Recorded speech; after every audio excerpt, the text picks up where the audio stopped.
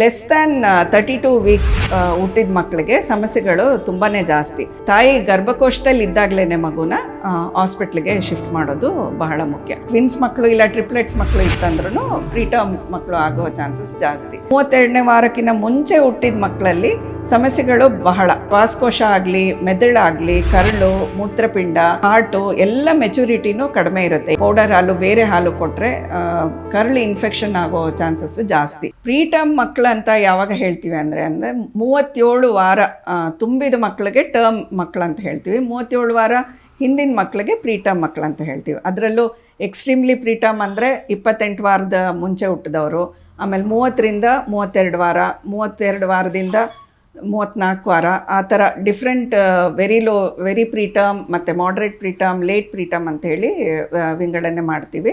So less than 32 weeks ಹುಟ್ಟಿದ ಮಕ್ಕಳಿಗೆ ಸಮಸ್ಯೆಗಳು ತುಂಬಾ ಜಾಸ್ತಿ. ಹಾಗಾಗಿ ಪ್ರೀಟರ್ಮ್ ಮಗು ಆಗುತ್ತೆ ಅನ್ನೋ ಒಂದು ಡೇಂಜರ್ ಇದೆ ಅನ್ನೋ ತಾಯಂದ್ರನ್ನ ಡೈರೆಕ್ಟಾಗಿ ಹಾಸ್ಪಿಟ್ಲಿಗೆ ಎಲ್ಲಿ NICU ಕೇರ್, ಈಗ ನವಜಾತ ಶಿಶು ತೀವ್ರ ಘಟಕ ಎಲ್ಲಿದೆಯೋ ಅಲ್ಲಿಗೆ ಶಿಫ್ಟ್ ಮಾಡೋದು ಬಹಳ ಮುಖ್ಯ. ಸೊ ಅಂಥದ್ರಲ್ಲಿ ಮಗು ಶಿಫ್ಟ್ ಮಾಡೋದಕ್ಕಿಂತ ಇನ್ಯೂಟ್ರೋ ಟ್ರಾನ್ಸ್ಫರ್ ಅಂತ ಹೇಳ್ತೀವಿ. ತಾಯಿ ಗರ್ಭಕೋಶದಲ್ಲಿ ಇದ್ದಾಗಲೇ ಮಗುನ ಹಾಸ್ಪಿಟ್ಲಿಗೆ ಶಿಫ್ಟ್ ಮಾಡೋದು ಬಹಳ ಮುಖ್ಯ. ಇದಕ್ಕೆ ಹಲವಾರು ಕಾರಣಗಳಿದ್ದಾವೆ. ಏನಂದರೆ ತಾಯಿ ಇದು ಏಜ್ ಲೆಸ್ ದ್ಯಾನ್ 18 ಇಯರ್ಸ್ ಅಂದರೆ 18 ವರ್ಷದಕ್ಕಿಂತ ಮುಂಚೆನೇ ಪ್ರೆಗ್ನೆಂಟ್ ಆದರೆ, 35 ವರ್ಷದಕ್ಕಿಂತ ಆದಮೇಲೆ ಪ್ರೆಗ್ನೆಂಟ್ ಆದರೆ ಒಂದು. ಆಮೇಲೆ ಇದು ಇನ್ಫೆಕ್ಷನ್ ರಿಸ್ಕ್ ಇದ್ದಾಗ, ಈಗ ತಾಯಿಗೆ ಯೂರಿನರಿ ಟ್ರ್ಯಾಕ್ಟ್ ಇನ್ಫೆಕ್ಷನ್ ಆಗಲಿ, ಈ ಟಾರ್ಚ್ ಇನ್ಫೆಕ್ಷನ್ಸ್ ಅಂತ ಹೇಳ್ತೀವಿ, ಈ ಇಂಟ್ರಾಯೂಟ್ರೈನ್ ಇನ್ಫೆಕ್ಷನ್ಸ್ ಅದು ಬಂದರೆ, ಆಮೇಲೆ ತಾಯಿಗೆ BP ಇತ್ತು ಅಂದರೆ, ಶುಗರ್ ಕಾಯಿಲೆ ಇತ್ತು ಅಂತಂದರೆ ಅದೆಲ್ಲ ಮಕ್ಕಳಿಗೆ ಪ್ರೀಟರ್ಮ್ ಮಕ್ಕಳಾಗೋ ಚಾನ್ಸಸ್ಸು ಜಾಸ್ತಿ. ಅದಾದಮೇಲೆ ಈಗ ಟ್ವಿನ್ಸ್ ಮಕ್ಕಳು ಇಲ್ಲ ಟ್ರಿಪ್ಲೆಟ್ಸ್ ಮಕ್ಕಳು ಇತ್ತಂದ್ರೂ ಪ್ರೀಟರ್ಮ್ ಮಕ್ಕಳು ಆಗೋ ಚಾನ್ಸಸ್ ಜಾಸ್ತಿ. ಸೊ ಈಗ ಒಂದು ಮಗು ಪ್ರೀಟರ್ಮ್ ಆಗಿದೆ ಅಂದರೆ ನೆಕ್ಸ್ಟ್ ಮಗು ಪ್ರೀಟರ್ಮ್ ಆಗೋ ಚಾನ್ಸಸ್ಸು ಜಾಸ್ತಿ ಇರುತ್ತೆ.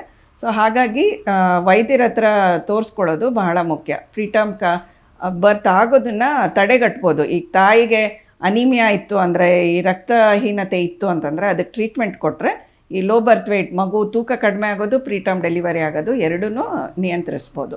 ಸೊ ಇನ್ನೊಂದು ಈ ಪ್ರೀ ಕನ್ಸೆಪ್ಷನ್ ಕೇರ್ ಅಂತ ಹೇಳ್ತೀವಿ, ಅದು ಭಾಳ ಮುಖ್ಯ. ಮಗು ಈಗ ಕನ್ಸೀವ್ ಆಗೋಕ್ಕಿಂತ ಮುಂಚೆನೇ, ತಾಯಿ ಗರ್ಭಿಣಿ ಆಗೋವಸ್ಥೆ ಮುಂಚೆನೇ ಹೆಂಗಸರಿಗೆ ಫೋಲಿಕ್ ಆ್ಯಸಿಡ್ ಮತ್ತು ಈ ಐರನ್ ಟ್ಯಾಬ್ಲೆಟ್ಸ್ ಅಂತ ಏನು ಹೇಳ್ತೀವಿ ಅದು ಕೊಡೋದು ಬಹಳ ಮುಖ್ಯ. ಈ ಫೋಲಿಕ್ ಆ್ಯಸಿಡ್ ಡೆಫಿಷಿಯನ್ಸಿ ಇತ್ತಂದರೆ ನ್ಯೂರಲ್ ಟ್ಯೂಬ್ ಡಿಫೆಕ್ಟ್ಸ್ ಅಂತ ಹೇಳಿ ಹುಟ್ಟಿದ ಮಕ್ಕಳಲ್ಲಿ ಕಾಣ್ತೀವಿ. ಸೊ ಅದು ಗರ್ಭಾವಸ್ಥೆ ಮುಂಚೆನೇ ಫೋಲಿಕ್ ಆ್ಯಸಿಡ್ನ ಕೊಡಬೇಕಾಗತ್ತೆ.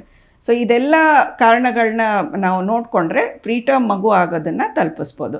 ಈಗ ಹೇಳಿದ್ನೆಲ್ಲ 32ನೇ ವಾರಕ್ಕಿಂತ ಮುಂಚೆ ಹುಟ್ಟಿದ ಮಕ್ಕಳಲ್ಲಿ ಸಮಸ್ಯೆಗಳು ಬಹಳ. ಯಾಕಂದರೆ ಈ ಶ್ವಾಸಕೋಶ ಆಗಲಿ, ಮೆದುಳಾಗಲಿ, ಕರಳು, ಮೂತ್ರಪಿಂಡ, ಹಾರ್ಟು ಎಲ್ಲ ಮೆಚುರಿಟಿನೂ ಕಡಿಮೆ ಇರುತ್ತೆ. ಈಗ ಹುಟ್ಟಿದ ಮಗು 40 ವಾರಕ್ಕೆ ಹುಟ್ಟ ಮಗುಗೂ 30 ವಾರ ಹುಟ್ಟ ಮಗುಗೂ ಮೆಚುರಿಟಿ ತುಂಬಾ ಕಡಿಮೆ ಇರುತ್ತೆ. ಸೊ ಅದರ ಸಮಸ್ಯೆ ನಾವು ನೋಡ್ಬೋದು. ಒಂದೇನೆಂದರೆ ಶ್ವಾಸಕೋಶ ಮೆಚುರಿಟಿ ಕಡಿಮೆ ಇರೋದ್ರಿಂದ ಹುಟ್ಟಿದ ತಕ್ಷಣ ರೆಸ್ಪಿರೇಟರಿ ಡಿಸ್ಟ್ರೆಸ್ ಸಿಂಡ್ರೋಮ್ ಅಂತ ಹೇಳ್ತೀವಿ, ಉಸಿರಾಟ ತೊಂದರೆ ಜಾಸ್ತಿ ಬರುತ್ತೆ. ಅದಕ್ಕೆ ಸರ್ಫೆಕ್ಟೆಂಟ್ ಅಂತೇಳಿ ಒಂದು ಇಂಜೆಕ್ಷನ್ ಡೈರೆಕ್ಟಾಗಿ ನಾವು ಶ್ವಾಸಕೋಶಕ್ಕೆ ಕೊಡಬೇಕಾಗತ್ತೆ. ಸೊ ಅದು ಬಹಳ ಮುಖ್ಯ. ಆಕ್ಸಿಜನ್ ಬೇಕಾಗುವ ಸಮಸ್ಯೆಗಳು ಜಾಸ್ತಿ ಇರ್ತವೆ ಪ್ರೀಟರ್ಮ್ ಮಕ್ಕಳಲ್ಲಿ. ಆಮೇಲೆ ಹೈಪೋಥರ್ಮಿಯಾ ಅಂದರೆ ಉಷ್ಣಾಂಶ ಮೇಂಟೈನ್ ಮಾಡಲಿಕ್ಕೆ ಆಗೋದಿಲ್ಲ ಪ್ರೀಟರ್ಮ್ ಮಕ್ಕಳಲ್ಲಿ. ಸೊ ಅದನ್ನು ನಾವು ಜಾಗರೂಕತೆಯಾಗಿ ನೋಡ್ಕೋಬೇಕಾಗತ್ತೆ. ಗ್ಲೂಕೋಸ್ ಕಡಿಮೆ ಆಗ್ಬೋದು, ಕ್ಯಾಲ್ಶಿಯಂ ಅಂಶ ಕಡಿಮೆ ಆಗ್ಬೋದು. ಸೊ ಇದೆಲ್ಲ ಟ್ರೀಟ್ಮೆಂಟು ಕೊಡಬೇಕಾಗತ್ತೆ. ಆಮೇಲೆ ಹಾಲು ಹುಟ್ಟಿದ ತಕ್ಷಣ ತಾಯಿ ಎದೆ ಹಾಲನ್ನೇ ಸೂಕ್ತ ಪ್ರೀಟರ್ಮ್ ಮಕ್ಕಳು. ಸ್ಪೆಷಲಿ ಪ್ರೀಟರ್ಮ್ ಮಕ್ಕಳಿಗೆ ನಾವು ಪೌಡರ್ ಹಾಲು, ಬೇರೆ ಹಾಲು ಕೊಟ್ಟರೆ ಕರಳು ಇನ್ಫೆಕ್ಷನ್ ಆಗೋ ಚಾನ್ಸಸ್ಸು ಜಾಸ್ತಿ. ಸೊ ಅದು ಒಂದು ಪ್ರಾಬ್ಲಮ್. ಆಮೇಲೆ ಮೂತ್ರಪಿಂಡ ಪೂರ್ತಿ ಮೆಚೂರ್ ಆಗಿರಲ್ಲ. ಸೊ ಹಾಗಾಗಿ ನಾವು ಡ್ರಗ್ಸ್ ಕೊಡಬೇಕಾದ್ರೆ ಎಲ್ಲ ನೋಡಿಕೊಂಡು ಕೊಡ್ತೀವಿ. ಆಮೇಲೆ ಇನ್ಫೆಕ್ಷನ್, ಸೋಂಕು ಅಂತ ಏನು ಹೇಳ್ತೀವಿ, ಅದು ತುಂಬಾ ಜಾಸ್ತಿ ರಿಸ್ಕ್ ಇರುತ್ತೆ. ಯಾಕಂದರೆ ರೋಗ ನಿರೋಧಕ ಶಕ್ತಿ ಇರೋದಿಲ್ಲ ಪ್ರೀಟರ್ಮ್ ಮಕ್ಕಳಲ್ಲಿ.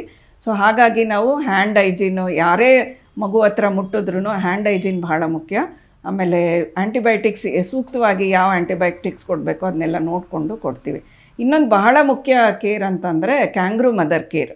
ಸೊ ಪ್ರೀಟರ್ಮ್ ಮಕ್ಕಳು ತೂಕನೂ ಕಡಿಮೆ ಇರುತ್ತೆ, ಜೊತೆಗೆ ಅವರ ಬೆಳವಣಿಗೆನೂ ನಿಧಾನ ಆಗುತ್ತೆ. ಸೊ ಕ್ಯಾಂಗ್ರೂ ಮದರ್ ಕೇರ್ ಕೊಟ್ಟರೆ ತೂಕ ಬರೋದರಲ್ಲಿ, ಹಾಲು ಉಣಿಸೋದು, ಹಾಲು ಜೀರ್ಣ ಆಗೋ ಅಂಶ ಎಲ್ಲನೂ ಇಂಪ್ರೂವ್ ಆಗುತ್ತೆ. ಸೊ ತಾಯಿ ಕ್ಯಾಂಗ್ರೂ ಮದರ್ ಕೇರ್ನ ಮಗು ಸ್ವಲ್ಪ ಸ್ಟೆಬಿಲೈಸ್ ಆಗಿದೆ ಅಂದ ತಕ್ಷಣ ನಾವು ಮೊದಲನೇ ದಿನದಿಂದನೇ ಕ್ಯಾಂಗ್ರೂ ಮದರ್ ಕೇರ್ ನೋಡ್ಕೊಳ್ತೀವಿ. ಸೊ ಈ ಪ್ರೀಟರ್ಮ್ ಮಕ್ಕಳು ಸ್ಪೆಷಲಿ 34 ವಾರದಿಂದ ಒಳಗಡೆ ಹುಟ್ಟಿರೋ ಮಕ್ಕಳಿಗೆ ಸಮಸ್ಯೆಗಳು ಜಾಸ್ತಿ. ಸೊ ಲೇಟ್ ಪ್ರೀಟರ್ಮ್ ಅಂತಲೂ ಹೇಳ್ತೀವಿ. ಈಗ 34 ವಾರದಿಂದ 37ನೇ ವಾರದವರೆಗೂ ಅವರಿಗೂ ಉಸಿರಾಟ ತೊಂದರೆ, ಗ್ಲೂಕೋಸ್ ಕಡಿಮೆ ಆಗೋದು, ಕ್ಯಾಲ್ಶಿಯಂ ಕಡಿಮೆ ಆಗೋದು, ಜಾಂಡಿಸ್ ಅಂಶ ಜಾಸ್ತಿ ಬರೋದು, ಅದೆಲ್ಲ ಸಾಧ್ಯತೆಗಳು ಜಾಸ್ತಿ ಪ್ರೀಟರ್ಮ್ ಮಕ್ಕಳಲ್ಲಿ.